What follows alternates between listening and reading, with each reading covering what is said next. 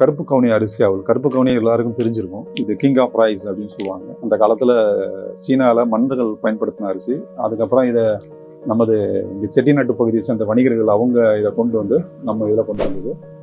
அவங்களோட விருந்தில் வந்து பார்த்தீங்கன்னா இந்த அரிசி முக்கிய பங்கு. இந்த அரிசியில் செஞ்சப்பட்ட பதார்த்தங்கள் பரிமாறினதான் தன்னை பெரியாளாக அவங்க நினைக்கிறாங்க அப்படிங்கிறத உணர்த்துவதற்காக இந்த இதை பயன்படுத்தினாங்க.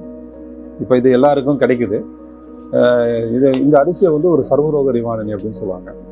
இன்னைக்கு உடல் உழைப்பு இல்லாத காலங்களில் இந்த அரிசியை தினம் எடுக்கிறது வந்து ரொம்ப நல்லது. இல்லாதவங்களுக்கு இது அந்த காலத்தில் அந்த உடல் உழைப்பு குறைஞ்சவங்க தான் இதை பெரும்பாலும் பயன்படுத்தினாங்க. அந்த இதில் இந்த அரிசியை பயன்படுத்தலாம். இந்த அரிசியை பயன்படுத்த முடியாதவங்க இந்த அவலை பயன்படுத்தலாம். ஓகேங்களா? இதுவும் நம்ம ஏற்கனவே மற்ற அவல்கள் சொன்ன மாதிரி பாயாசம், உப்புமா, அப்புறம் அப்படியே தண்ணியில் லேசாக ஊற வச்சு கூட சாப்பிடலாம்.